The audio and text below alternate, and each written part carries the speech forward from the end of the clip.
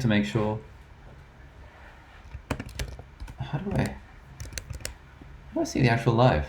Guys, are we live? Can you hear us? Anyone hear us in the chat? What's going on? Hello, hello. Hello. I feel like we're probably live. Let's have a look. There was like a few minute delay, a few second delay last time, if I remember. There was, yes. Something just flipped on my YouTube screen. Hey So guys, welcome back. Oh, hello. Yes. Okay, we must be live. We're almost certainly live. I just can't see the live chat. Need to find the URL. Anyway, hey everyone. Assuming that this is working, welcome to the Deep Dive live stream. This is round 2 with Kay He. Kay, thank you so much for joining us again. what's up, my man? It is so great to be here. I'm pumped. This is going to be good. Because I know that we've probably got people here who missed your thing last time. I wonder if you could kind of redo your intro. Like, what is it that you do? What is it that you do on the internet? How are things going on that front? Okay. Well, welcome everyone. Thanks for taking the time on Sunday. I guess like I'm trying to be you on the internet if I had to do the TLDR on that. But when I'm not trying to do that, I guess my life was a tale of two cities. I put my head down. I worked in finance on Wall Street. I did that for 15 years. I had a midlife crisis at about age 35. So happy to talk about that. And during that crisis, I became an accidental entrepreneur. I started an email newsletter. I was just kind of rambling about some of the things I was struggling with. What is it like to me, answering some big life questions like what's a meaningful life? What do I want to do for work? Do I have enough, I needed to work. And started this email newsletter. This was 5 years ago. This email newsletter, I sent out the 268th issue yesterday. Along the lines, I've blogged twice a week for probably 2.5 years now. I write about what it means to live an intentional and epic life. And so that covers productivity, personal finance, coaching, introspection, career changes. And I do that all through the Rad Reads platform. And most recently, I've been teaching a course on Notion, which kind of incorporates a lot of those theories while also teaching people how to get over that steep learning curve. And that's what we did last time. And so your listeners know, I'm so used to calling them readers. So your fans know, Rad is to be effortlessly cool. So you and everyone on this call is effortlessly cool, and I'm glad to be here with you all. All right. Well, it's great. It's great having you here. So last time, I think we focused a lot on kind of Notion and building this productivity setup on Notion. I wonder if this time I could just ask you a bunch of questions that I've always kind of wanted to ask you about the whole sort of what it means to live an intentional life, living authentically, but also we can touch a little bit on productivity and that sort of stuff. Does that sound all right? That sounds awesome. And by the way, what I've been using as the Rad Reads mantra is this tagline: Rad Reads, I lure you in with the productivity hacks and then bash you over the head with life's existential questions. Oh, so we'd be totally on brand. Fantastic. Okay, so the first thing is, can you talk us through kind of how the whole newsletter thing started? Because I feel like starting a newsletter 5 years ago, that was kind of before it was cool. And it seems like these days everyone is kind of starting an email newsletter. But you were a little bit, it seems like you were ahead of the curve. So like what prompted the idea of I'm going to start a mailing list? Like how did that work? Yeah, better to be lucky than to be smart. So I was on vacation. So let me set the scene. I had a 1-year-old daughter. Now I have 2 kids, 6 and 3. I was approaching my midlife crisis, still working in finance at BlackRock. And I was on vacation. And for the first time in like a long time, I had some space to read and, kind of read stuff that wasn't work related. So just kind of, I've always loved Twitter and just the internet. And so I found 5 articles and I sent it to 36 friends. And I said, hey, I had some time on my vacation. And I found these 5 stories. I thought you might enjoy them. And a little link blurbing. Again, this was like way before getreview.com. I sent it to 36 people in the BCC and Gmail from vacation. Infamous last words at the bottom. Just so you know, I have no idea when I'll have time to do this again. And so I sent it to 36 people and they just loved it. And what was so cool about it was that I love reading, curating. I didn't know yet, but I also liked writing. So I liked the link blogging part. And I like being consistent. I call one of my life philosophies, which we could talk about, be a fast tortoise. I am the fastest freaking tortoise you've ever met. And like one little step at a time for 6 years, I don't know if I'll win the race, but I'll be at the front of the pack, being the fast tortoise. And so from there, it became kind of the fast tortoise strategy. Again, very accidental. And I want to talk about this because my entrepreneurial career has been, a lot of people think of entrepreneurship. You're Mark Zuckerberg, you're sitting under an apple tree, and then like an apple falls on your head, and you're like, I got to start Facebook. For me, entrepreneurship has been kind of the complete opposite. It started by things that have like ignited my curiosity, my creativity, and I've kind of like dabbled with them, see the ones that work, double down, triple down on the ones that work, and then discard the ones that don't work. And that's gotten me to where it was today. I will say too, on the newsletter point, I always tell people, if you can make it out of 25 weeks, you beat 98% of the competition. And you know this as a regular content creator. That first, there's the crickets phase. Then there's the I don't want to do this phase. Once you kind of cross those chasms, it really, really starts to gel. And then, 6 years later, the virality just kicks in. Yeah. Nice. So what started off as just a random email that you sent to friends just turned into this in a way, this platform that you've built. It seems like you've built quite a few businesses off. I wonder if you can. So one of the things that I often say when we're talking about kind of on entrepreneurship and stuff like that is that the way I got my start was that when I was like 11, 12 years old, I decided it would be cool to make money online. And so I tried all these weird, janky kind of business ideas, 1 or 2 every year for about 5 or 6 years. And it was only when I was 18, sort of having tried this every year for 6 years, that something finally kind of stuck and things started to finally work.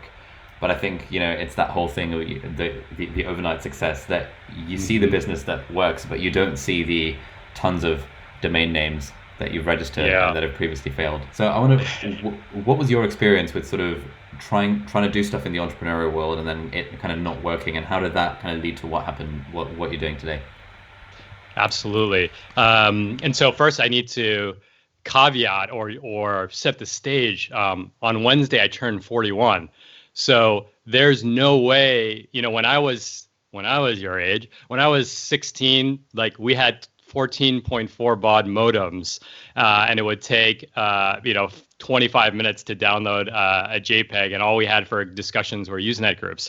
But I've always had that tinkering itch, and so I had that when I was a teenager. I was speculating in comic books and Magic the Gathering cards. I taught myself HTML in the mid 90s, and so I've always had that tinkering perspective.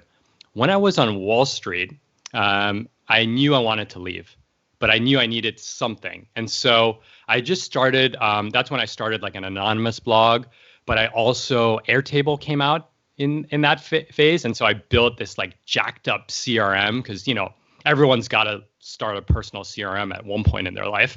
So I created 2. I created one that was like a hacked up Google Sheet with like tons of macros, and then Airtable came out. So I'd always had that tinkering perspective. Now, when I left, I had no entrepreneurial plan other than I was going to take a break.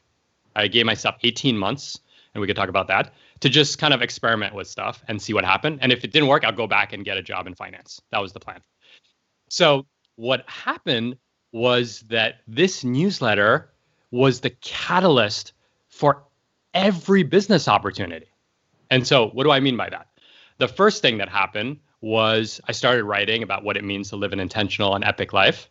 A hedge fund manager saw my blog and he said, "Can you teach my employees how to be happy?" I was like, it's not really how it works, but sure. Here's the contract. And so again, he had been following, this is probably 30 issues in. So he'd been following this kind of journey. And I was like, "Are you sure you don't want to hire a professional coach? There's tons, I can recommend 7 to you." He's like, no. I want you. And so that was my first foray into coaching. And coaching is still something that I do.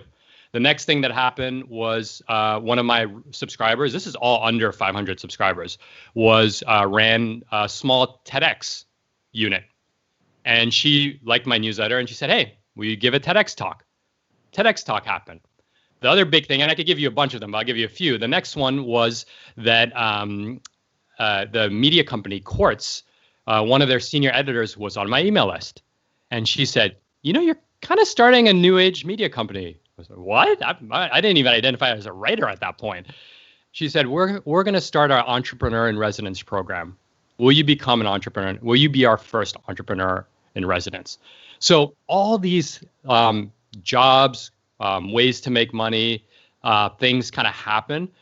The result of being the fast tortoise, putting myself out there, building in public, being reliable, being, two people have called me the internet's dad. Just kind of being dependable and just kind of sharing things that are like kind of cool. And from that, it's just exploded the number of opportunities. And again, you do that for 6 straight years, opportunities will find you. Yeah, definitely. So it sounds like a real case of where you start off by giving away decent content for free, and then naturally people start to like the stuff that you're putting out, and then you can start to opportunities will come your way. But then if you want to launch something, you have a built-in audience that you can then kind of sell your thing to, if that's what you want to do. So you used to work on Wall Street famously. So were you a trader, or like what did you used to do in your previous life? I had childhood dreams of being a Wall Street investor. So I was a hedge fund analyst. And so I researched, so it's a part of the industry called fund of hedge funds, where you basically help sovereign wealth funds, giant insurance companies, pension plans invest their employees' 401ks into hedge funds. And so I researched the hedge fund strategies, and then over time I managed the team of analysts that researched the hedge fund strategies. But I basically did that for 14 years. Oh wow, okay.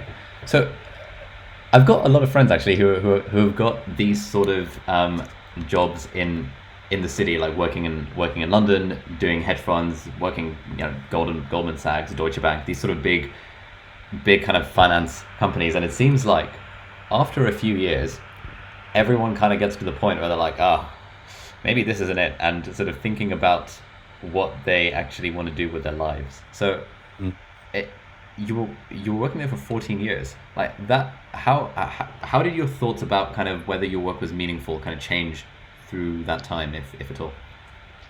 Ooh, yeah. So I think we need to step back with my motivation for joining Wall Street, and probably my motivation for a lot of the things that I still do, even though I try to be more self-aware about them, is I'm going to get existential here, but I wasn't a cool kid. I was a big nerd. I couldn't get a date. I didn't party. I was everyone's friend, but kind of like never wanted to cross into the dating zone. And so I didn't like that. I had a very good childhood in the sense that my parents provided for me in so many incredible ways, but I had a very kind of childhood where like I never felt accepted. And I never felt like I belonged, and I definitely never felt like I was cool. So, Magic the Gathering might be part of the reason why. And to all the Magic the Gathering fans, I love you guys. I still I stop at the stores when I walk by them. I drool over the cards and all that. So I love that game. But so a lot of what I did in like my late teens and 20s was to try to make that feeling go away. That feeling of not belonging, that feeling of like being genuinely scared that like you'll never find a partner or a spouse, right? And so I think my very kind of naive monkey mind was like, well, if you make a lot of money and get like a job that everyone knows about, those things will just fall into place. And so that was a big motivator of like being on that path. The other big motivator of being on that path was, I grew up lower middle class, child of immigrants, like everyone had Jordans. I never had Jordans. I had to work a year to get Jordans. And so I said to myself, I never want to be in a position where I have to ask someone else for money. I want to be able to buy my own Jordans, take my own vacations whenever I want. So much of my motivation to work on Wall Street were driven by those two big themes. And so don't get me wrong, you get on that treadmill and those things, well, the second one definitely gets taken care of. Like even, a very mediocre Wall Street analyst will get paid way more than a top Google engineer. So like, it's just an industry, and I think it's changed in the past 6 years, but it just pays disproportionately well relative to anything else. So if you're going there to get your money issues sorted, great. It definitely is a great stepping stone. But what starts to happen, you think about Maslow's hierarchy, right? At the bottom, there's food and shelter. At the top, there's, acceptance. And then in the middle, there's acceptance. And at the top, there's self-enlightenment. Finance is a very easy way to get you out of the bottom. But, so is working at Google and, so is being a doctor. So once you get there, you start to realize, and it took me probably a decade to realize, like, feeling like I belonged, feeling accepted, that's not going to, when you get a new business card, when you get a big bonus, that doesn't change. It might change for a split second. You might have a spike in how you feel. Your self-worth might go through the roof, but it's very mean reverting. 48 hours later, you're just like, okay, I guess I got to wait another year for that feeling. And so I started to feel that. I call that the pebble in your shoe, where, when you're walking and your shoe's not fit snug, and you're like, it's not annoying enough to stop, diagnose, remove, put it back on. But you also know if you keep walking, it's not going away. And so I started to feel that pebble in my shoe. And I often tell young people, just be alert to those pebbles because they don't go away. They actually become more lodged in your foot. The tire tracks harden, and then it becomes harder to unwind that pebble. Right? Something that was like really easy, like get rid of the pebble, becomes like a bunion in your foot, which becomes like a hole in a bone spur. Right? And so don't let it get to the bone spur. I'm butchering a lot of medical metaphors there, my friend. So that's what I started to realize. And so maybe I'll pause there. That was a transition. I didn't answer the question about how meaning evolved, but I guess I had the wrong personal definition of meaning, which led me to kind of start to eject.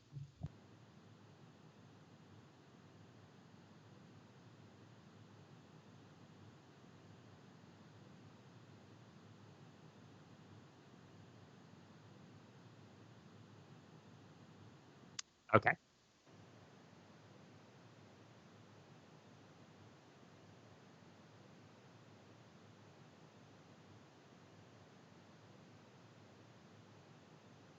Hello? Yeah, I can hear. Oh, so I feel like I might have been muted. Oh, hang on. Nope, you're good. Cool. Okay, yes, I was muted on the live stream, my bad. Anyway, I'll start that thought again. I've been thinking about meaning a lot, and I recently listened to Man's Search for Meaning by Viktor Frankl, which was amazing. The thing that I've been thinking about along the meaning front is that I feel like for the last 8 years, ever since I discovered the 4-hour work week, my whole North Star, the reason to kind of do stuff, was in pursuit of this whole sort of, ascending Maslow's hierarchy, trying to get these multiple streams of passive income, and that whole stuff. Whereas now I'm kind of thinking that, okay, I've sort of got to that point where, I'm happy with the material aspects of my life. How do I think now about what my kind of broader purpose and mission and meaning and stuff is? And so I don't know, how do you think about it in your life now, and how did that kind of change over time? That is that's a question that the philosophers have been wrangling over for thousands of years. So let me try. I guess one question I would ask is, do you feel at peace? Like if I were to open up your brain and there was a representation of like the noise level or the agitation, would it be like a windstorm over the middle of the Pacific Ocean? or would it be a still lake where you could just see a pebble drop and like observe the ripples? Okay, that's an interesting metaphor. Probably much closer to the still lake. Like, I feel very kind of internally tranquil. The thing that is sort of just slightly disturbing the tranquility is just the fear that this won't last, and that I'm only internally tranquil right now because, you know, everything is going well, the YouTube channel is going all right, I've only got a few weeks of the job left. What I'm really worried about is that, so I'm taking this 1 year, maybe longer sabbatical from medicine, and I'm really worried that, you know, what is my reason to get out of bed in the morning going to be at that point, and sort of just the fear of that is kind of what's disturbing my general still lake tranquility.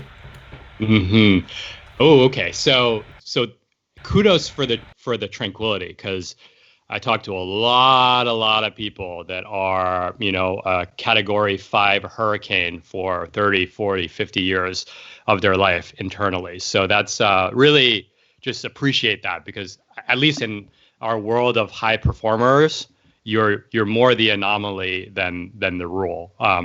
And so it's okay. So you've raised a really interesting question here. And there's actually, I heard 2 questions. One is have you heard of the concept, the scarcity mindset? Oh yeah. So the first thing you've raised is a scarcity mindset for your viewers. It is, this is too good to be true. This can't last. The next shoe's gonna drop. And it's a really debilitating feeling, because what happens from that is that there's never enough.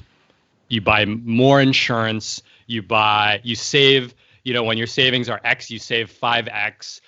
When you could do a job for 1 more year, you do it for 5X more years. So the scarcity mindset is this feeling that the other shoe's always going to drop. So I'll plant that flag.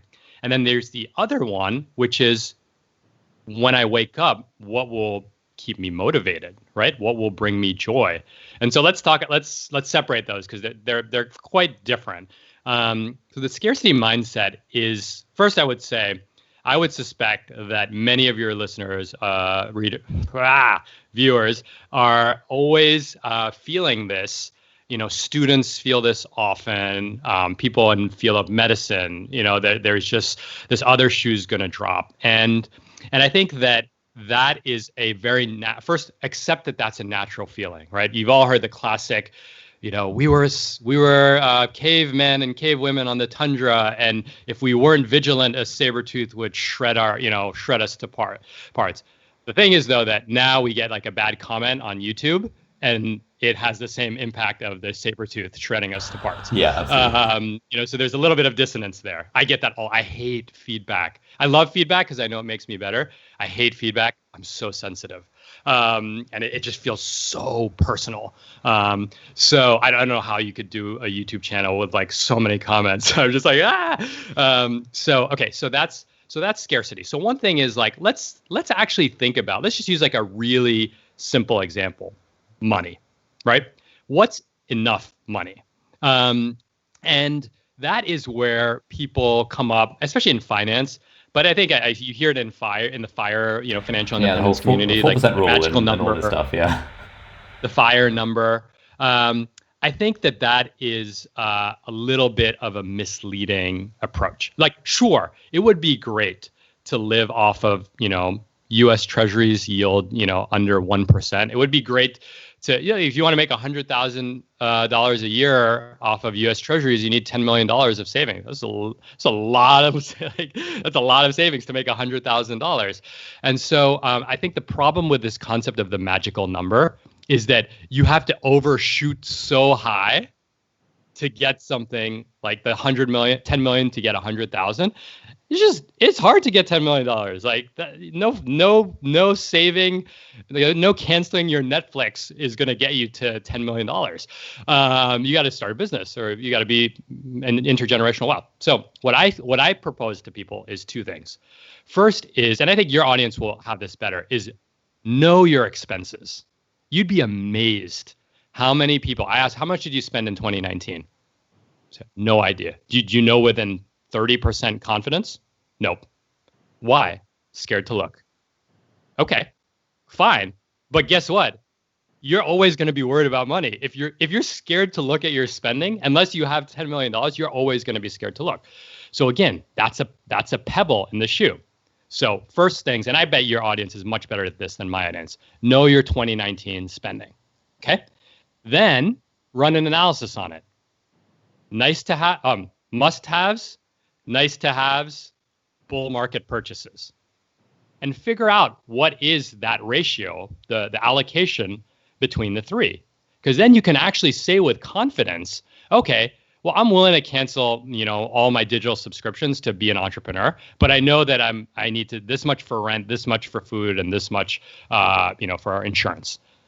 That's actually a very manageable calculation, and obviously there's variability there, but just knowing that. So that's an easy step to get over that scarcity mindset.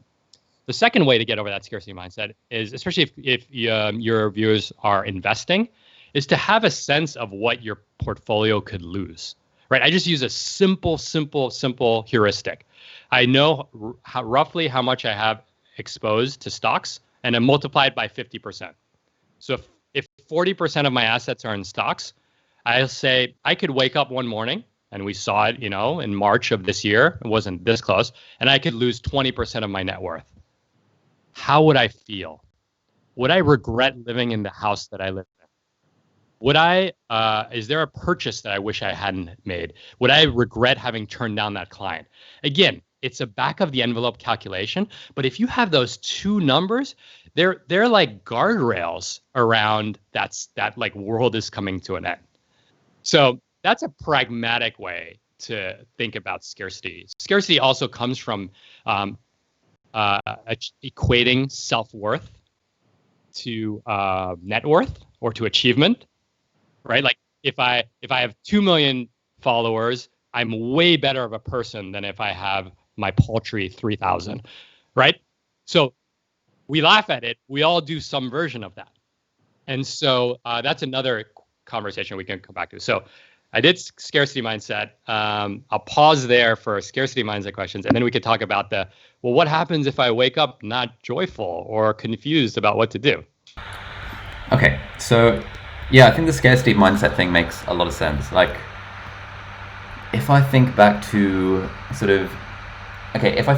when I was 18, so for context, I'm 26 now, and when I was 18, I was like, I just discovered the 4-hour work week, and this idea of financial independence and stuff was first coming into my mind.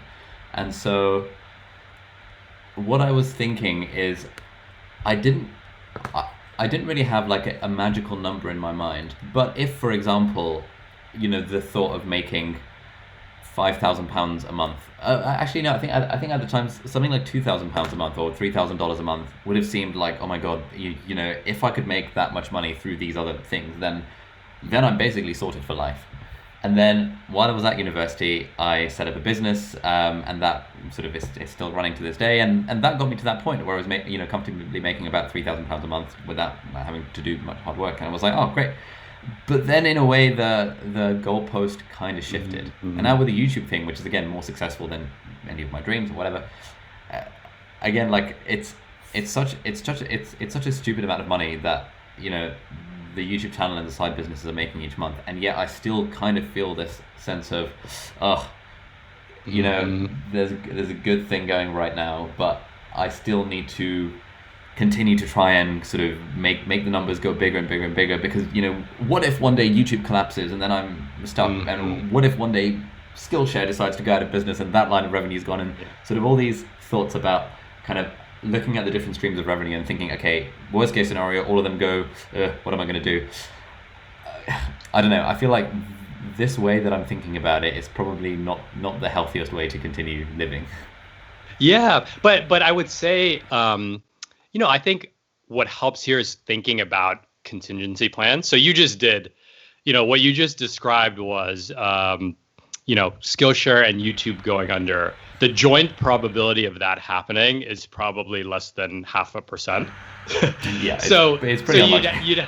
You'd have to okay, so there's a 0.5% chance that you lose, £5,000 of income, right? Okay, there's a 99.5 chance that you keep them, right? So I think that's one way to think about that. But I think the other thing too is that, I write a lot about building an anti-fragile career.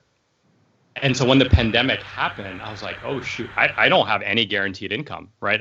I courses, cohorts, I have coaching clients, but you fight tooth and nail for them. So I said to myself, oh crap, I'm so screwed. But at the same time, I'm like, I can write, I can teach, I can coach, I can speak. By the way, I also know a shit ton about finance, and people like and respect me, and I'm in control of my spending and my investment. So it created this confidence that like I'm good. I'm just a little background noise right here. I don't know if that. No, seems to be all right on my end. All right, let's keep trying. So I would say like just step back. And by the way, you're a freaking doctor, man. Like if the digital world disappeared forever, you would still be in a career that is one of the most recession-proof, financially lucrative, and by the way, impactful.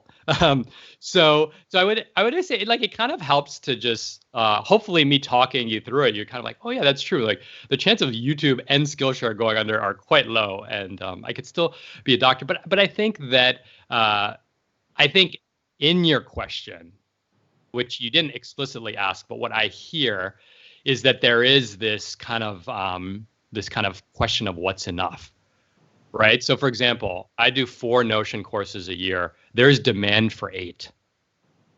Do I sprint and do 8 and really eat at the quality of my life? Or do I recognize that at 4, I can cover the life I want to live, build a safety net, but most importantly, do the things that I'm super passionate about. And we talked about this before. Surfing, it's being creative. It's just like trying out random projects. So I would say like I think that that comparison trap, like just because you could do X. Like I mean, like our friend Tiago Forte, I'm like he's crushing online courses, but he's building a business around it. He's got full-on employees. I don't know if I want employees. I like being the indie maker where I could be like, I take 3 months off in the summer. Peace. Don't email me. Don't call me. I'm out. There's a trade-off there. And I think being okay with what's enough for you and not being like sure, just because everyone else can do it doesn't mean you have to do it. And that's a real internal test. Right. That's like, do I derive my self-worth and confidence from within, or do I derive my self-worth and confidence from what others see? Yeah, that's a really good point. I think, yeah, on I feel like with a lot of the stuff that I'm doing, and this is certainly the case for you as well. You run 4 courses, but you could easily do 8.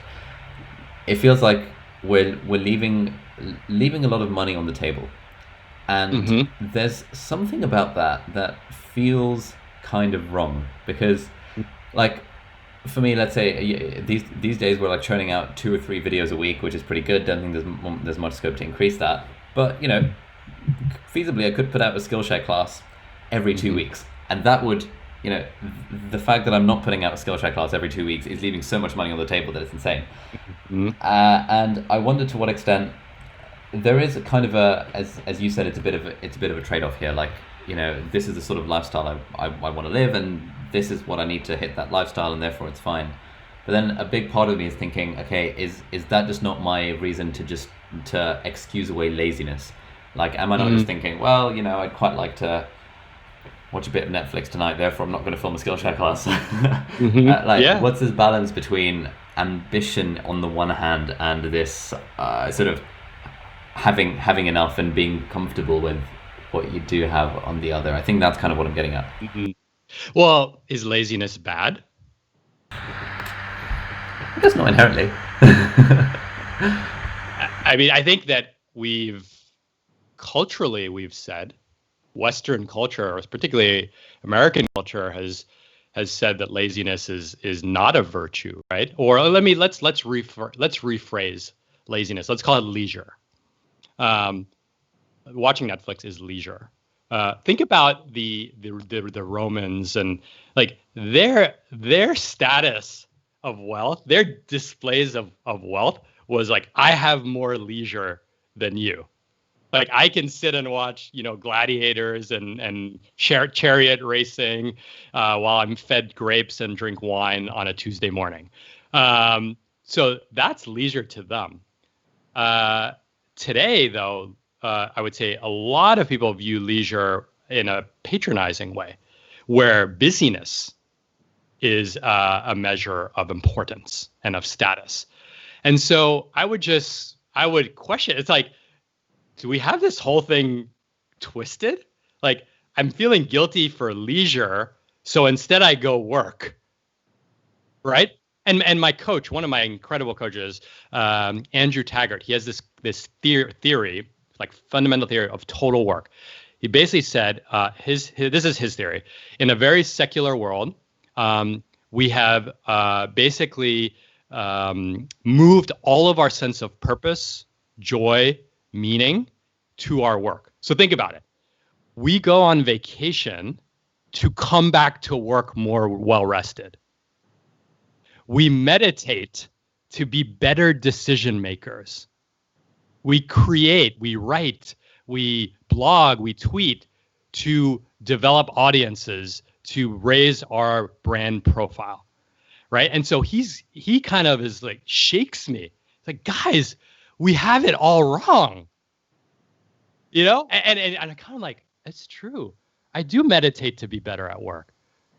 Like the Buddhists would be quite pissed off by that realization. And so again, I don't say that with any judgment, but I think that there's I'm very hard about this on myself. Like I'm watching Toy Story with my 6-year-old, and in my head I'm like, okay, can I turn this moment into a blog post? And then what will it look like as a tweet storm? And what's the cover image going to be? Like, it's messed up. Right? That is really messed up. Like, why can't I just enjoy Toy Story? Because it's a freaking beautiful, fun movie with the person I love the most. Right? And so I think that there's an exploration that needs to happen. And I do think that it comes down to that question.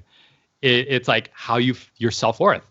If your self-worth is driven, not you, if one's self-worth is driven by what they accomplish, it's a very slippery slope, because you can always be writing one more blog post. There's another dollar to be made, and you feel good because you've boosted your self-worth. But then leisure, love, wonder, beauty, creativity, relaxation are all thrown out. They're second-class citizens in this world of achievement being the thing that defines your self-worth. And so that's something I'm really struggling with, because let me be very honest with you and your audience, is that I went the easy route. It's like, okay, money and professional titles. And I achieved them, or some flavor of them. But then the brain is so tricky. So the brain said, okay, I'm out. I don't believe in this anymore. But it just replaced it with something else. Followers, email subscribers, digital revenue, passive income. And so I'm really kind of, all I did was I just like put myself in a emotional armbar without even knowing it. And so I think that like that there is that kind of constant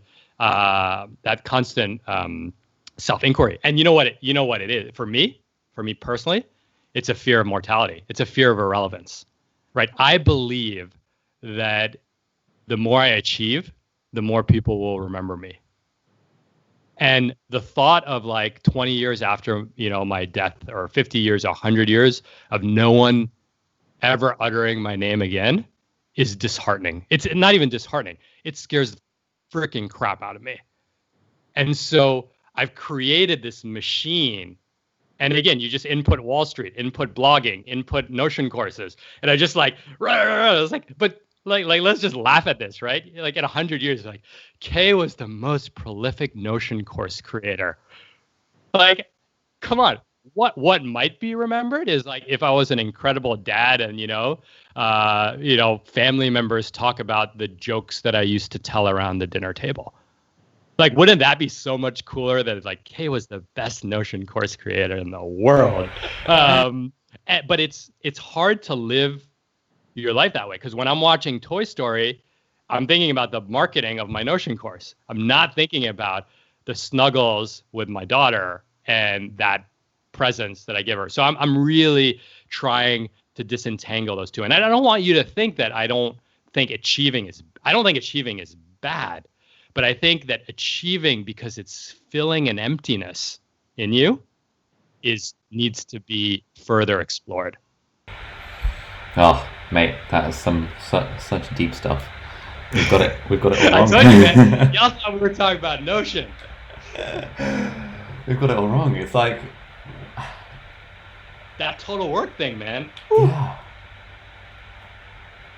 So I was listening to some random podcast that Naval was a guest on, and he was talking about this idea of legacy, and his view on it is that this whole thing that we have at a certain point about I'd like to leave a legacy, that is all just BS, because really after you die and after your kids die and grandkids die, like literally no one is going to know who you are or whatever. Like this is and therefore that is not the sort of thing that you should try and optimize for. You should try and just sort of have fun, do your thing, be nice to people, be helpful to people in the here and now, rather than trying to leave some sort of legacy. I think that point you said about how we've kind of got it all the wrong way around is so true as well. Like,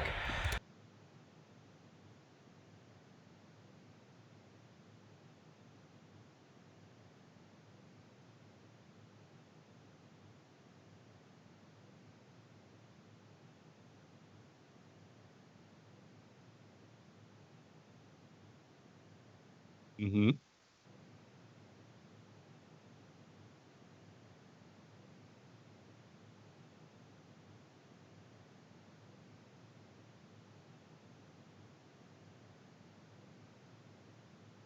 Yeah.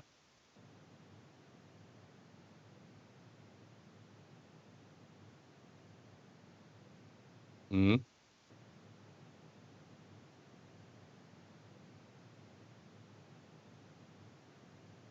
Mm-hmm.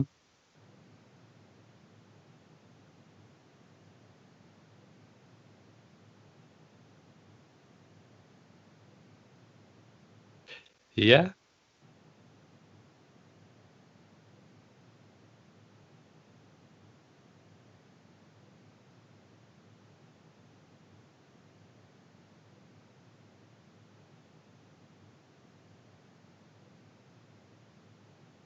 Mm-hmm.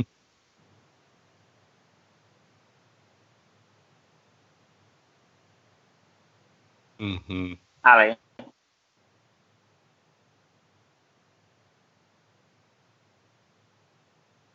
Mm-hmm. Mm-hmm. Mm-hmm. Yeah.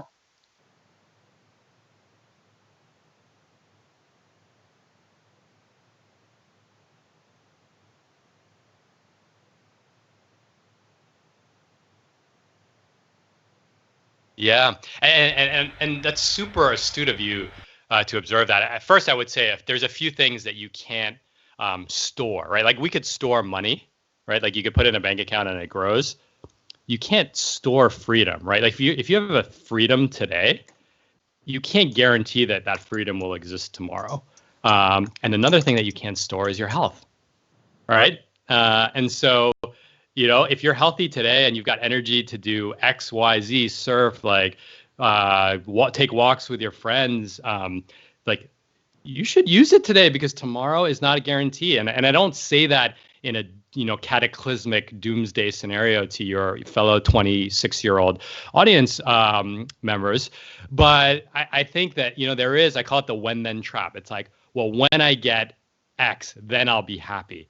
But the thing is that there's a giant flawed assumption is that you even know what makes you happy. which kind of gets to the actually, when way back when we were talking about scarcity, you're like, well, what if I wake up and I don't know what I want to do? It's like, well, I'm going to ask you, what does happiness mean to you? Okay.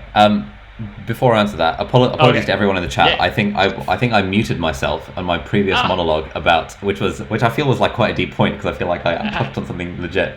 That's all right. Let's do it again. The point that I was making, everyone in the chat, is I was commenting on. Firstly, I said that there's a podcast that Naval Ravikant, who is this sort of tech investor, philosopher dude guy, was featured on, where he talked about this idea of legacy and how we all kind of have this thing where we want to leave a legacy, but actually, as Kay was talking about, when you're dead and your kids and grandkids are dead, like no one is going to remember you. And so, do you really want to be remembered as you say, the guy who ran a few Notion courses, or do you want to be remembered as the guy who was really nice to his friends and his family and like a good person? And secondly, what I was saying is that I think for me, when I'm doing stuff like on the internet, what am I still muted? Now audible. Perfect. That's fine. When I'm doing stuff on the internet, I feel like in a way, I'm feeling like I have to justify my actions to someone. And if a third party were to ask me, why are you doing these YouTube videos? Why are you doing these live streams? The answer I'd be tempted to give is to say that, well, the more YouTube videos I make, the more my audience size increases, and therefore the more money I can make further down the line. I would try and figure out a tangible why I'm doing this. Equally, when people say, why are you doing all these live streams? The actual answer is because it's just kind of fun connecting with people.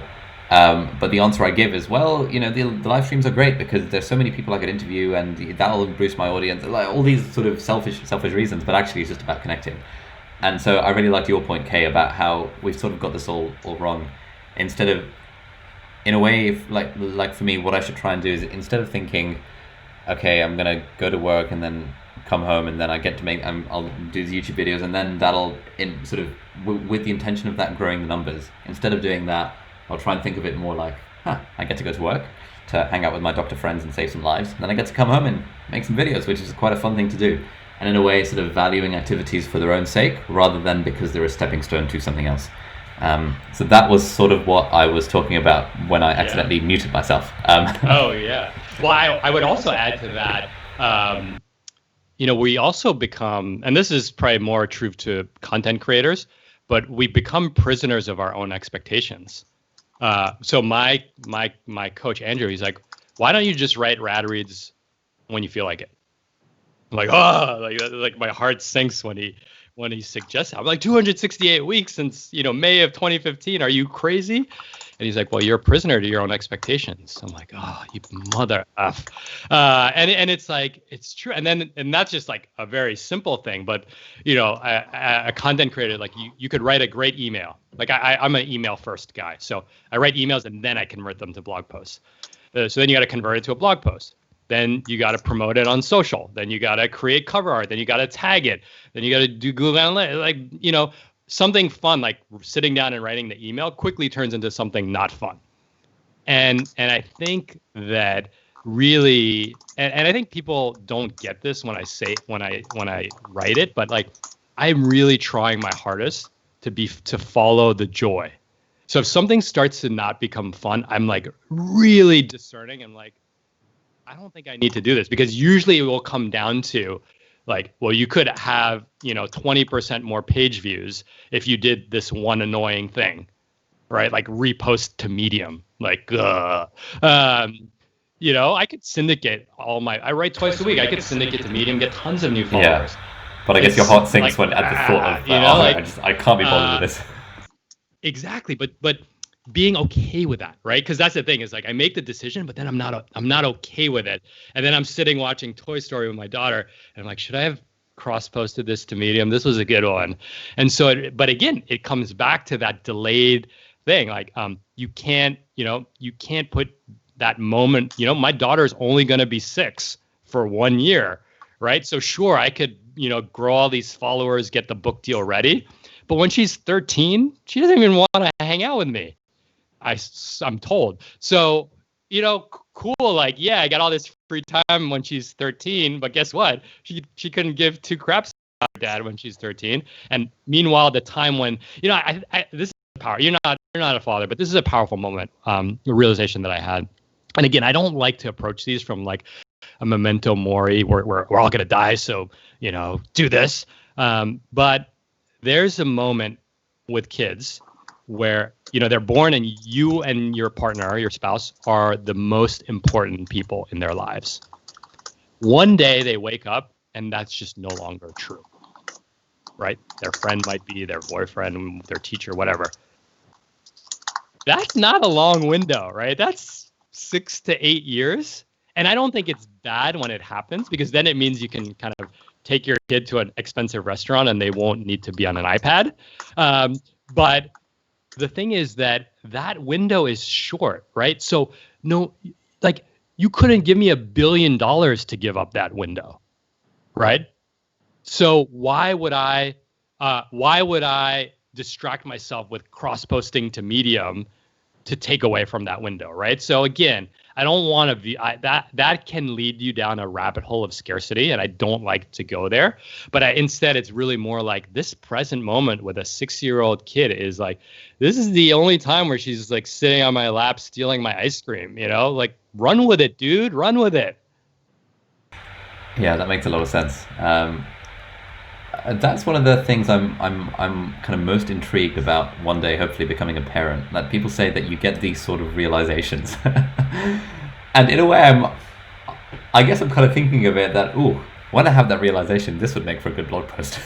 Yeah. But I guess that's the treadmill that we're all running on. I really like. I just got thrown on that point. One thing, really, that's why I had to get off Instagram. And the reason I got off Instagram was that the way I observed the world, the entire world, but it really hit home with my kids, was, will this make a great post or story? So like I lived my entire life walking around, looking at ice cream, tying my shoe, getting ready to exercise, being like, will this be a great Instagram post or story? And I was just like, this is messed up. This is kind of like the total work thing, right? Like I am viewing my world, my life through a lens that is, it doesn't matter. I never really liked Instagram, but it was just like, I'm looking at my daughter, instead of saying, God, is she cute? I love her. I'm saying, I wonder if the lighting's good for a story right now. Literally. And I was just like, F that, I'm out. That, too much. You crossed the line, Instagram. I like asynchronous. So like email, that's why I love email. I was like, I could send you an email and then I could disappear for 5 hours. So sorry, I interrupted you, but that seeing the world through a lens that is not even the reality you want to embrace was just very jarring to me. And I'm like too old for Instagram. Well, yeah, I feel like I'm way too old for TikTok. It seems like that's all the craze these days. Just on that point, I feel like last time we spoke, I hadn't read this book, and so I can't remember if I'm repeating stuff, but oh well. Okay. But there's a great book that I read recently called Storyworthy by a guy called Matthew Dix. I don't know if you've come across it.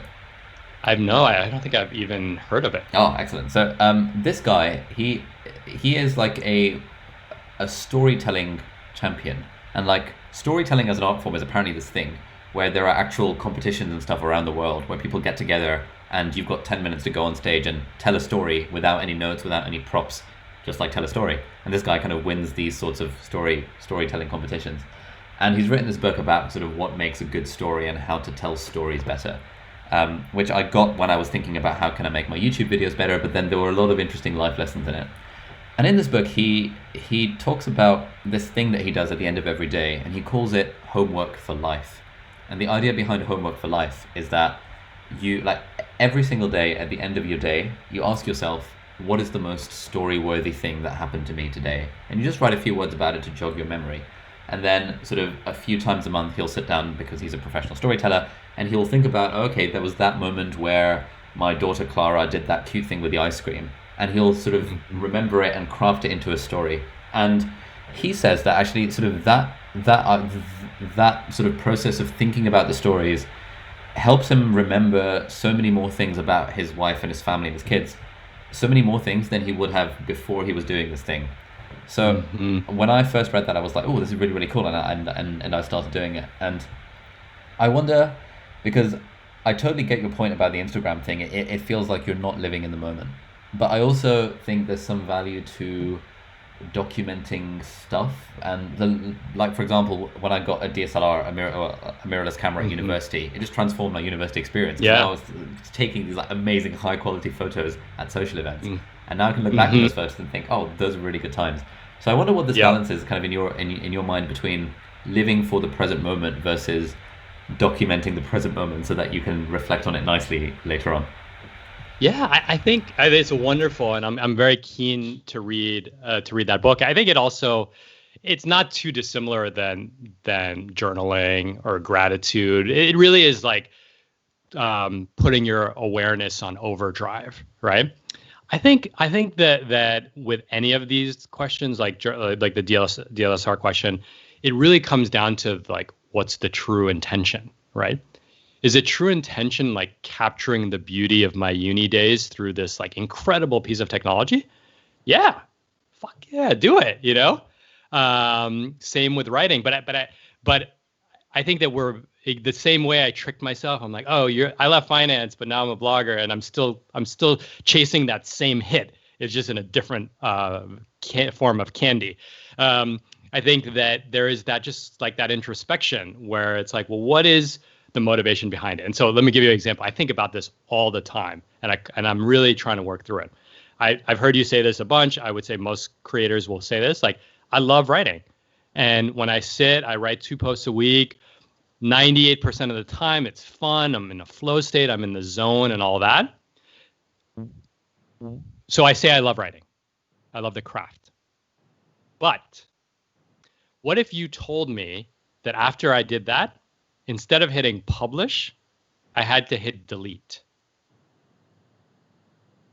That's a big question.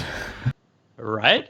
So that reaction, I have the same reaction, is it's like, I don't just love the craft. Yeah. I love the validation or the response. And again, that's not a bad thing. It's a bad thing if you're not honest with yourself about it. Because that's when you start going down these rabbit holes like, I should have more followers than X and more, like that's when you've lost control of the ship. And so it was a real kind of gut punch to me to be like, okay, I love writing, but be honest with yourself. You like validation from being a good writer.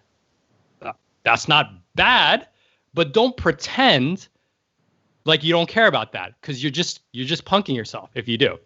Oh, amazing. And so, so I would say, and I think you could observe that lens. You could use that lens in Soma fitness, right? And I think what you'll see is that what the Buddhists would say, and I'm not like a deep Buddhist scholar, but what the Buddhists would say is like desire is suffering, right? So if you're purely present with the DLSR, with the writing, then you're not suffering. But the second you desire validation, the second you desire, then inject, it's like throw that suffering into the vein as fast as you can. And again, that's not a bad thing. I don't want people to think that achievement is bad, money is bad, doing things that are performative for others is bad, pursuing a legacy is bad. No, just be honest with yourself. Like, if you're trying to create a legacy because you think it will make you not die, you're punking yourself. If you want to create a legacy because there is a cause in the world that you feel is so unjust that you want to unwind it and dismantle it, do it. But be clear, make sure you're honest with yourself, because I think anytime there's that internal incongruence, there's suffering there. And there's suffering, there's lack of clarity. You don't show up for the people that you love, et cetera, et cetera. Yeah, this is a question I've been thinking a lot about recently. Have you read the book The Elephant in the Brain?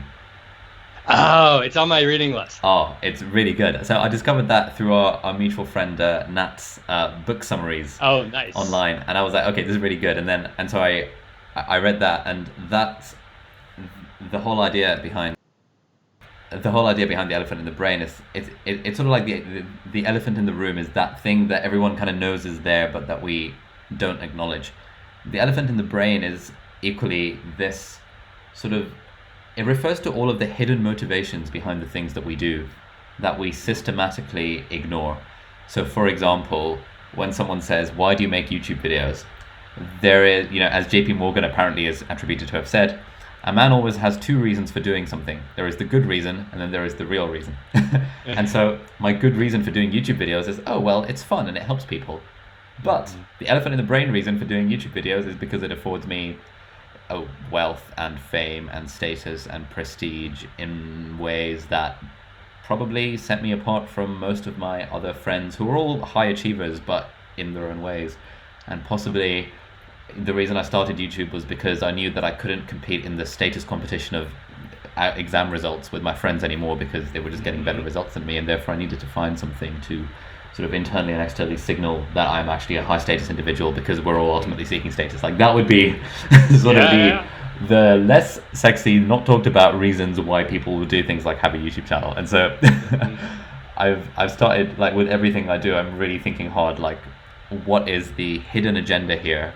And I think it's totally fine, as you said, to have a hidden agenda. I will be the first to admit that a big reason why I do YouTube videos is because, status and prestige and stuff. Yeah. Same with me as a creator. I mean, I think any creator would be lying if they didn't have that as part of their motivation. Yeah. And so I think as long as we're kind of honest with ourselves about what the motivations are, then it's probably all right. But then it gets to the even better part, because there is still a status game. Status, I'm saying it like a Brit. What if you actually opt out of the game?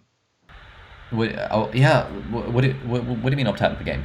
What if like, I don't know, I'm trying to think of maybe like Leo Babuda, or like someone that's just like, or I don't know, maybe Paul Jarvis.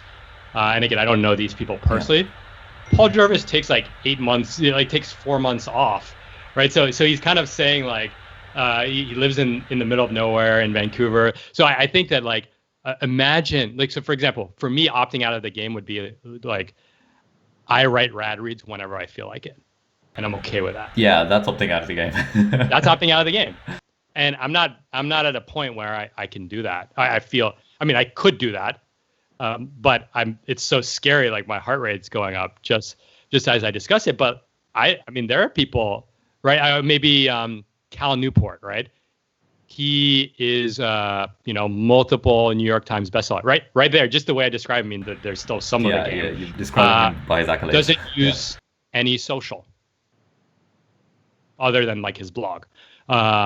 So, I think, and then there's people like, I don't know, people who are 20, people, I'm trying to think of someone who's made a lot, who's like about to make a lot of money and then just walks away, or, there's these different, or, stops living in a major city and goes to live in a yurt, or sells all their assets and travels the world, or gives all their assets away, right? There are people that just like don't even play, and they might not have a bank account, right? That's I think that is kind of a much like meta level. And again, I don't know if everyone's pursuing that, but yeah, you and I, would we feel a bunch of release if we said like we're off a weekly schedule? Yeah, so we're definitely prisoner to a game. I don't have to show up at a desk at 9:00 on a Monday. So I'm not in that game anymore, but I'm still in the game where like there's an expectation, right? I guess like being prisoner of others' expectations, where you could literally be like, yeah, I'm just only going to write rad reads when I feel like it. Yeah, that's really interesting. I feel like, I don't know, I feel like even, I don't think I've met anyone in life, in real life, who has actually opted out of the status game. I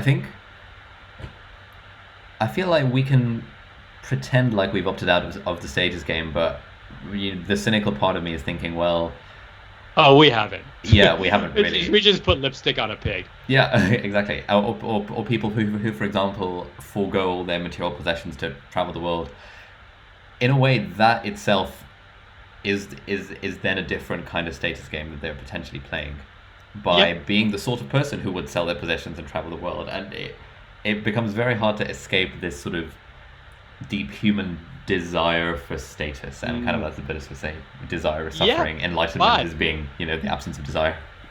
but look, that's the whole point of status, right?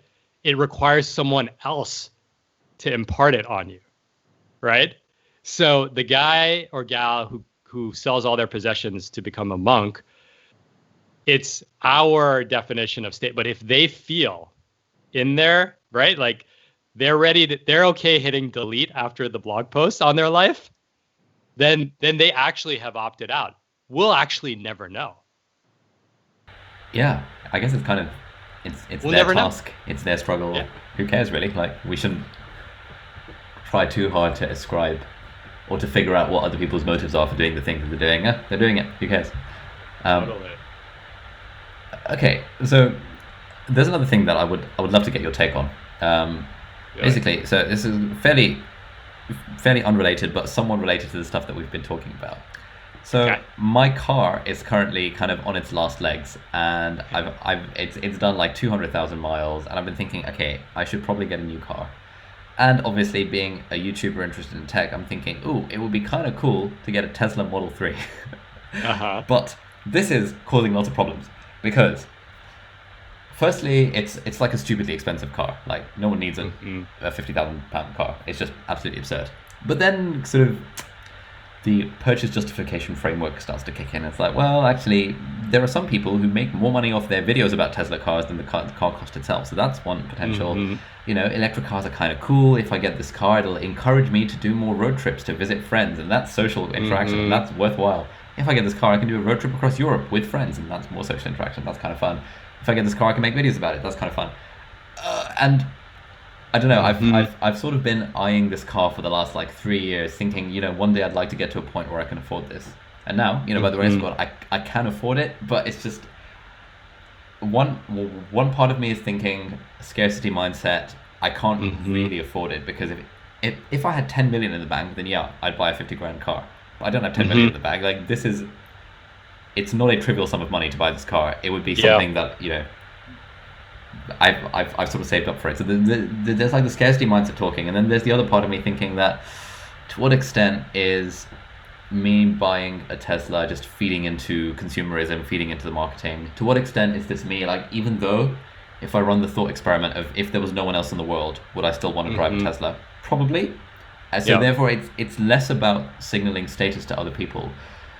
And so those are the sort of bits I'm thinking, like, is it okay to reward myself with this car for now that I can afford it, versus should I just not be stupid and just get something cheap, and that will get me from point A to point B? Do you have any thoughts on this? I know. I love that. Well, I love that you've been quite introspective, and so part of the things, one of the coaching I do is I'm a money coach with people, and so oh yes, you are. Perfect. people ask me questions like this, where it's part personal finance, but it's really an existential question, right? I lure you in with the hacks and hit you over the head with the existential. So I would first say kudos that you're actually thinking through the many perspectives. I would say that I think a good test, again, if you're, it's like, are you willing to hit delete at the end of the post and the video? The same question would be like, when you say, like, if no one else in the world was around, like, this is the car that I would want, then I think that's a lot. Like, I actually over index a lot of my money coaching clients. I actually push them to spend more money. And the reason why I push them to spend more money is because first we define their values, and then we make sure that their spending corresponds to their values. And so if they value like being home often, then I might push them to pay a higher rent to live closer to their work, right? Which that's like most financial advice would be like, no. But at the same time, if they say they don't like material stuff, then I'll ask them like, well, why do you have all these expensive gadgets, right? So I think you're doing that kind of calibration between your values and your spending. I also think like I optimize like I optimize for joy as long as it's the intrinsic joy, right? And so for example, I own 5 surfboards. I don't need 5 surfboards, but my face lights up every time. I like lay in bed and just think about them. So that is worth money to me. Things that don't make me happy, watches, bags, suits, all that. So I buy my suits from, whatever, like suits one notch up from, Top Shop or whatever. So again, I would say it's like understanding those trade-offs, and really the intent behind it. And then on the scarcity side, again, I would say I would probably, if it passes that threshold, I would say where like it's like you're doing it intrinsically, it brings you joy and so on. I would say like it's okay, like make a bet on yourself. Like I from what I know about you, from the conversations we had, like I would bet, again, you're not telling me you want to buy, a 10 million pound apartment. You're telling me you want to buy a $50,000 car. So I would say like I would probably push you more towards doing it if you truly feel okay, if you truly think it will make you happier, versus like the videos, the this, the that. The other thing I would say, and maybe you can use this as a test, because what I heard in one of the things you said was the classic when then trap, which was when I get a Tesla, I will take more road trips with my friend. See, that's the assumption. If I was your coach, I would poke at, because I would say that's BS, because all you need to take a road trip with your mates is enough money to rent a car and free time. And I know that you have both of those. So I would really encourage you to say like, why is it that I'm not taking a road trip with my mates?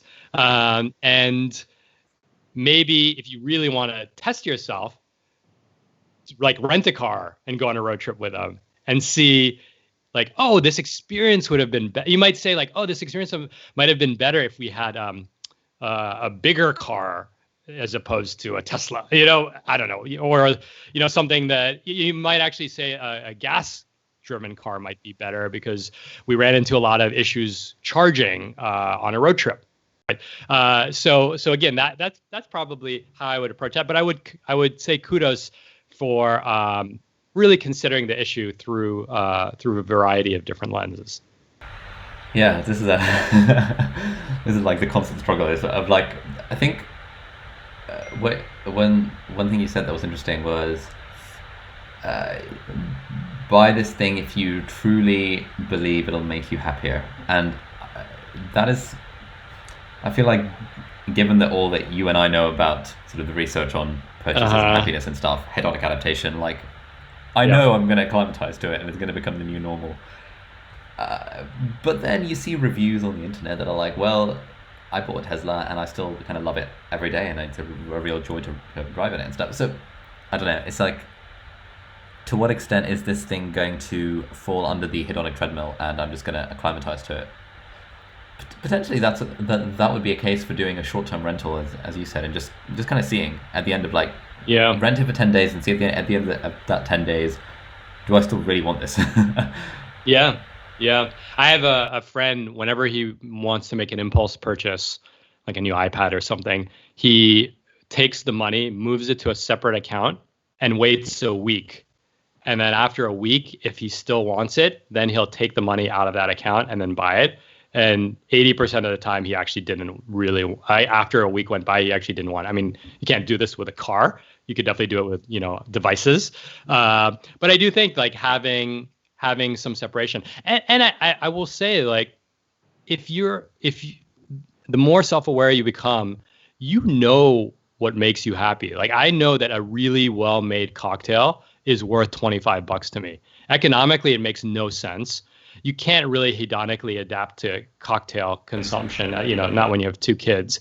So it's kind of, it's like, okay, cool. There's a limit to how many surfboards that I can buy. And so I think, I see this with like watch, those people who love watches. 1 out of 100 of your friends actually truly loves watches, and they could tell you about the wood that was in the this and the way the piston works and all that, that person should buy an $8,000 watch.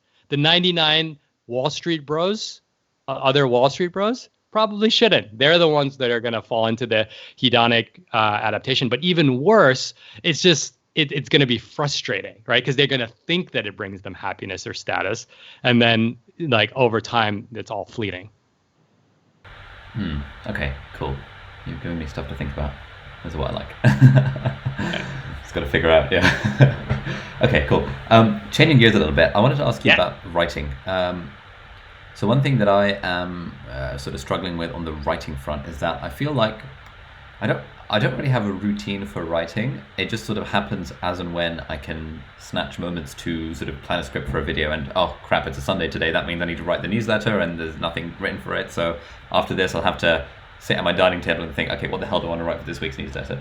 And I would love to have some... I remember at one point a few months ago, I had like this glorious situation where I was on...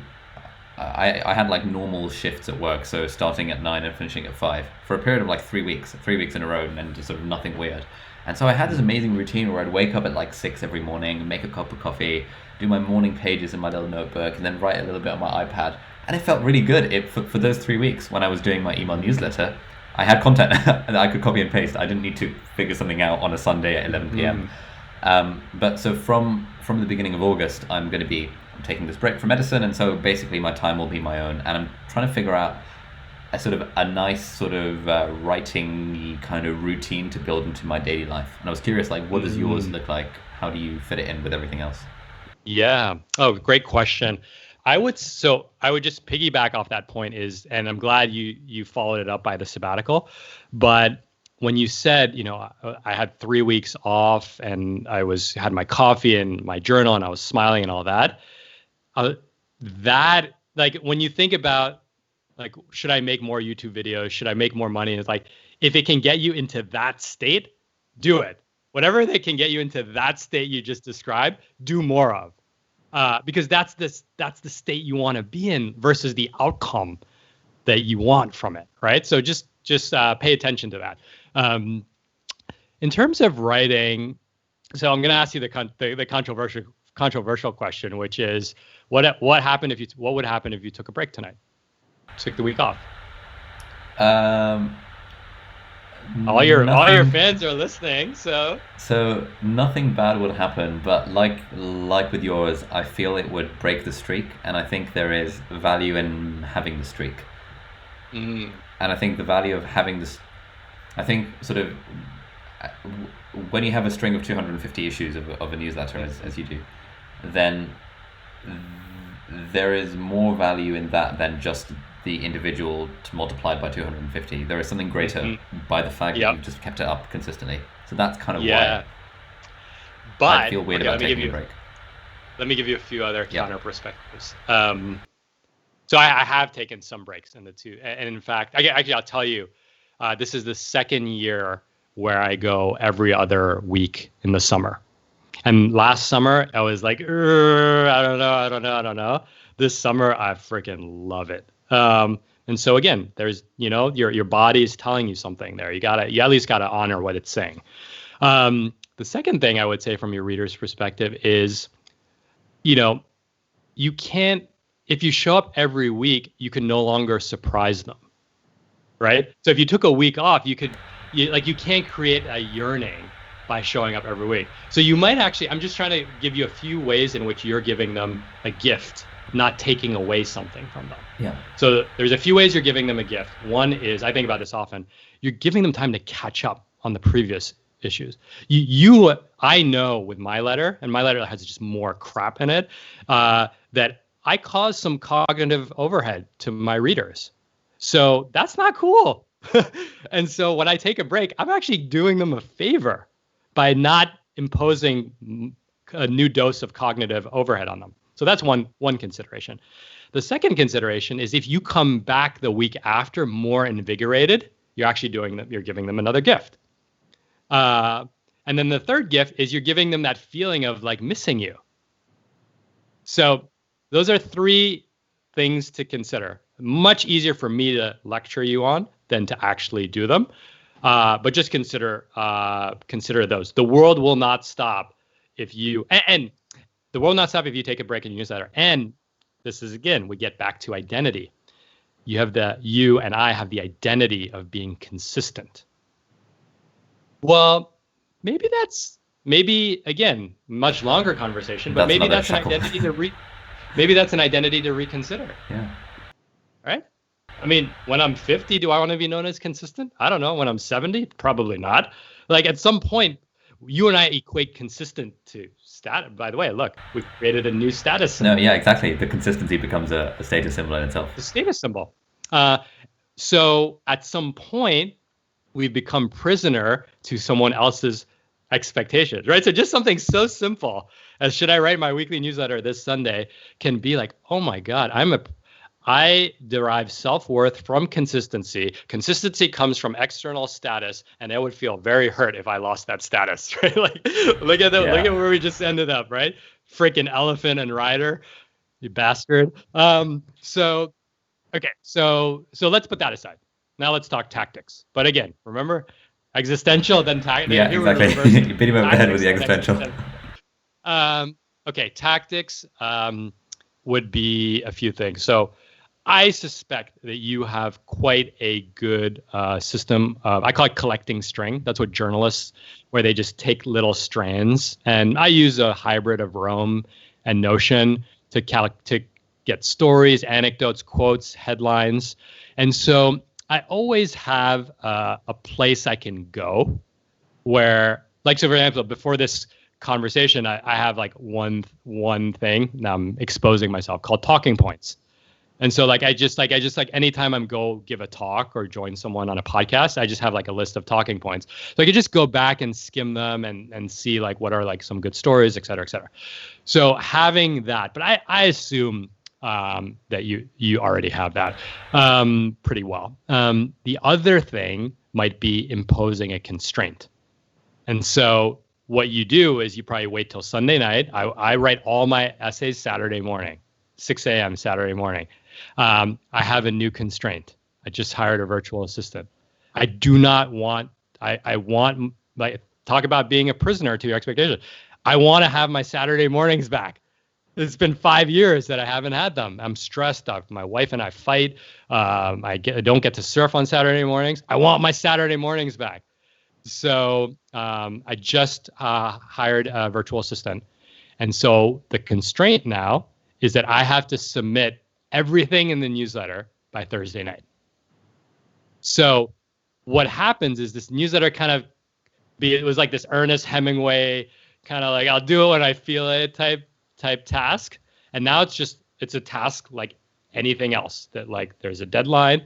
Now, again, you might not be able to hire a VA just to do that, but imposing a constraint. Another way you could do it is like always plan something fun on Sunday nights so that you actually aren't home. So you have to do it before. Yeah. Right. So I would say like play with the constraints. I did this in my early days. I always had like 1.5 issues kind of on ice that I could just kind of clean up quickly. I think having a VA I'm going to do even more of that. So I maybe have like 3 issues on ice. And that would be like you do anything, right? It would be a 1-day sprint. You pre-write 3 issues, and then you still approach Sunday night, and then kind of like the days when you're really not feeling it, you let it go. But I don't know. I'm not watching the chat, but people in the chat, if you think Ali should take this Sunday off, let him know. Let him know if you think that's a good or bad idea, and how you would feel about him if he did take Sunday off. Nice. And then if I do take this Sunday off, the next Sunday's email can be about why I took this Sunday off, and I've got the content of this conversation. Oh, mate. You're already lighting up too. Content everywhere. Okay, cool. So final thing I kind of wanted to ask you about, again, a bit left of field, if that's the phrase. How did you meet the wife? And do you have any tips on how to find a significant other? Oh, man.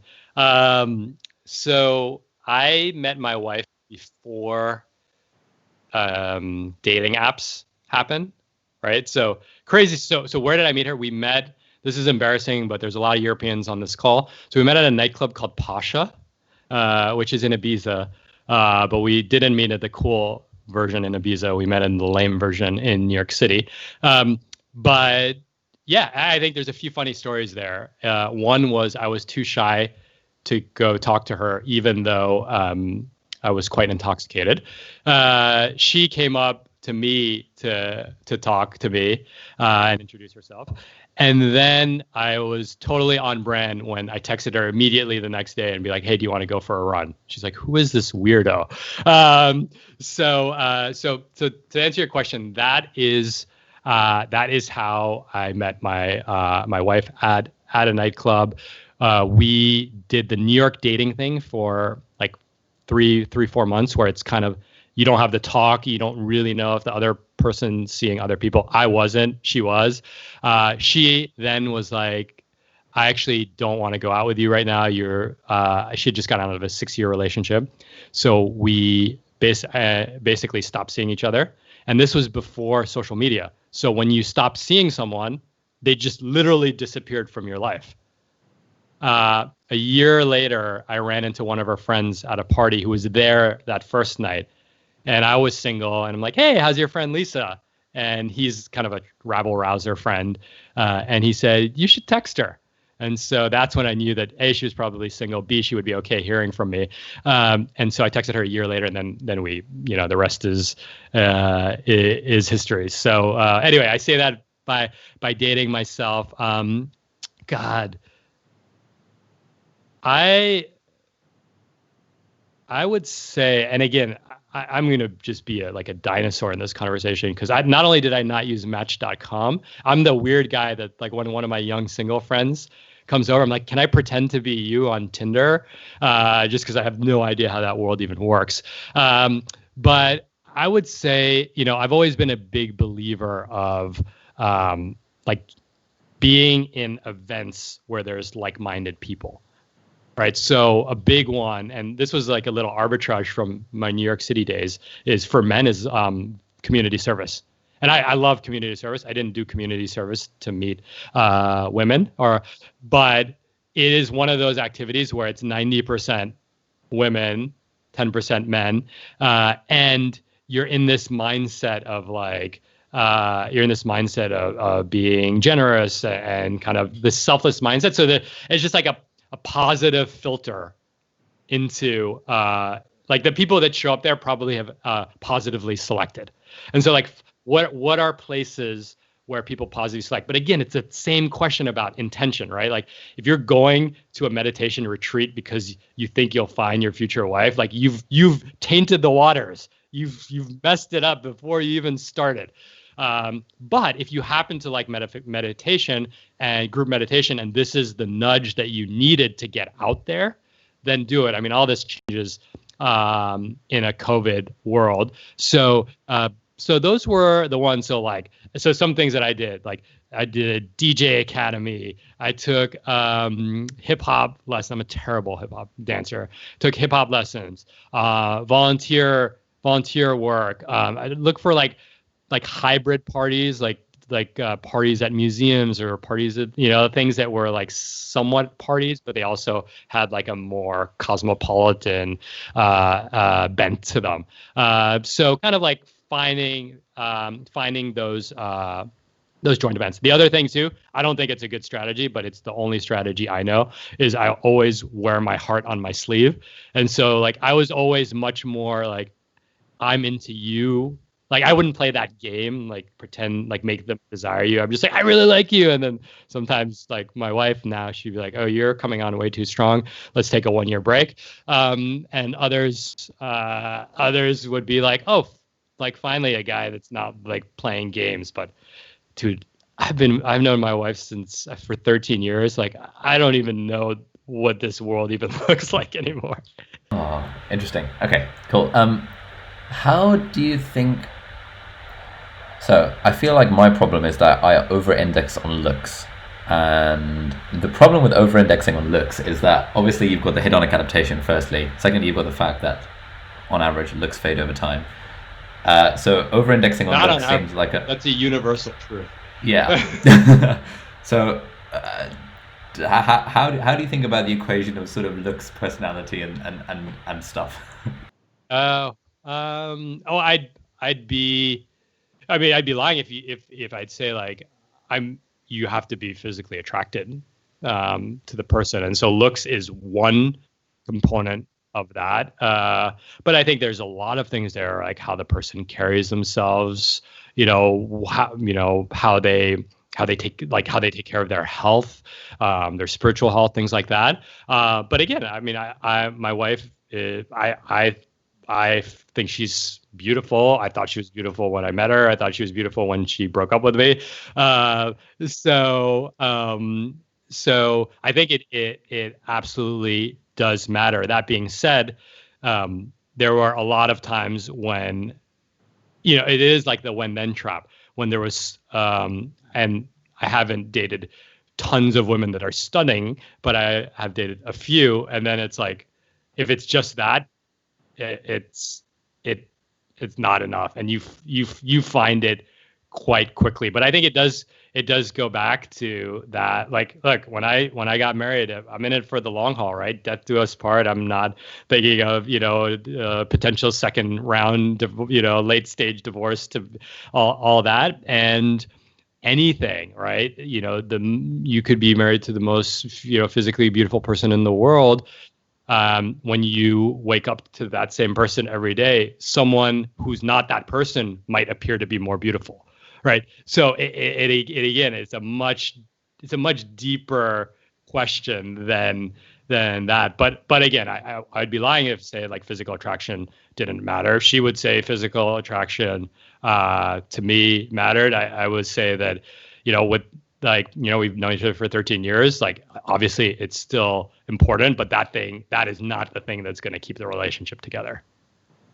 Okay, sweet, good stuff. All right, cool. Thank you very much. This has been a lot of fun. I do apologize for the delay and the crappy audio quality on my end. I'll be more organized next time. But yeah, no, I really appreciate you taking the time to come on. I love this. I didn't get to see the questions, but I thank everyone for partaking, and this is fun. It's always a pleasure. That first conversation we had, just in closing, that first conversation was pre-COVID, which is just crazy to even remember. Oh yeah, it was ages ago, wasn't it? Yeah. The world that way. So it was pre-COVID. To this day, people, I get about one email a day that's like, that talk with Ali was awesome. To this day. Oh, no way. Like 5 months later.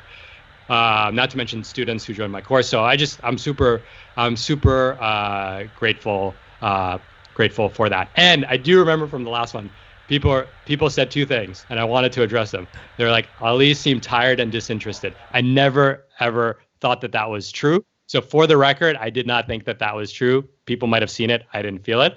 And then people were like, Ali was rude when he said your class is too expensive. For the record, we had talked about that. And we had talked about that my audience is not students. And so I didn't think that was rude at all. And so I remember seeing that in the comments, like, no, lay off him. And then I said to myself, freaking YouTube, man, I could never do this. Like, this is too intense. I was feeling bad.